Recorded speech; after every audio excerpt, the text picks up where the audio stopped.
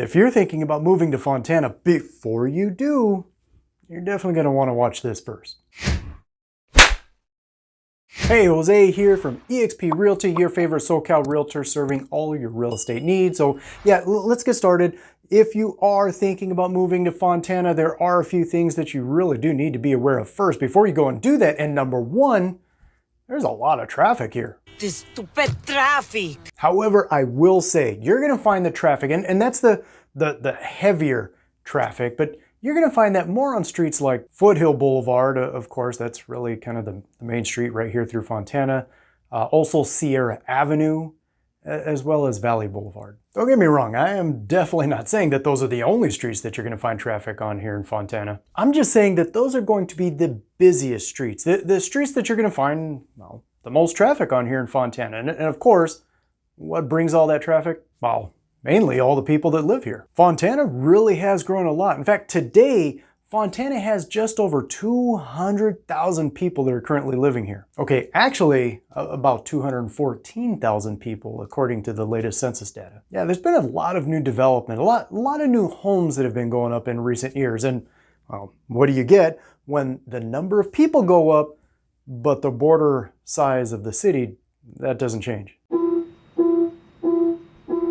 Yeah, obviously that's helped lead to, well, all the traffic that is here in Fontana. I mean, it is kind of busy here. And listen, if you're looking for that small town where everybody knows your name.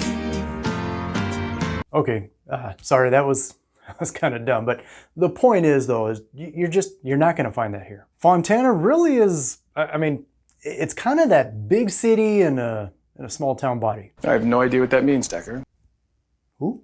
I guess what I mean by that is just that Fontana, it feels like a big city because of just the number of people that are here, but no, it's not the big city. It's not LA or San Diego or anything like that. But here's another one that you definitely need to be aware of, and that is the temperatures here. More specifically, the temperatures during the summer. Now, if you're moving here from one of the neighboring cities, no, this probably is not going to come as much of a surprise to you, but if you're moving here from LA or anything like that, oh yeah, out here in the Inland Empire, it can get a little hot during the summer. I mean, listen, it will hit triple digits out here in the summer, especially in the months of July and August. No, it doesn't stay in the triple digits forever like you'd find out in Palm Springs, but you will see it. Listen, if you're looking for cooler temperatures in the summer, maybe even as far as saying beach-like weather, yeah, you are not going to find that out here. Maybe if you move a little bit closer to LA, maybe even some of the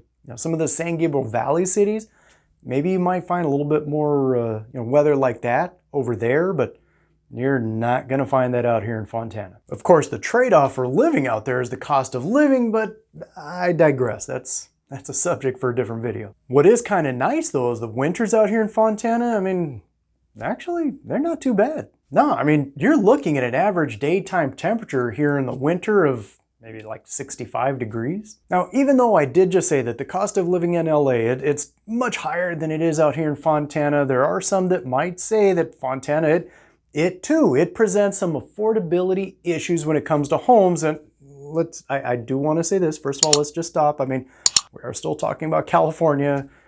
You're not going to find cheap, unfortunately, as sad as it is to say that, you're not going to find cheap. But to say that Fontana as a whole presents affordability issues for homes, that one kind of depends. Yeah, if you're looking to buy a home in North Fontana and that's at or above the 210 freeway, then yeah, sure, the prices, it can get a little higher there. But the homes on the north side of Fontana, they are definitely nice. However, if you look below that, you will find homes that they are a little more, we'll say, budget friendly. In fact, if you look at South Fontana, around the Southridge community, first of all, a real popular neighborhood here in Fontana, but you're not going to find cheap. I'm not going to say that you're going to find cheap, but you will find homes that they're a little more budget friendly here. In fact, if you live in the Southridge community, do us a favor, let us know about that in the comments below. Listen, with over 200,000 people living here, it's hard for me to say, don't do it, stay away, you don't want anything to do with Fontana, it's horrible here. I mean,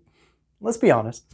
obviously there's something that's drawn that many people to live here in Fontana to call Fontana home. From all the parks that are here, such as the Ralph M. Lewis Sports Complex, the Martin Tudor Huerpa Hills Regional Park. I really love this one because it's really kind of neat to hike up into the hills. Once you get up there, I mean, you get some really incredible views of the city. There's also the Jack Bullock Park and Skate Park. I mean, you have the Fontana Lewis Library and Technology Center.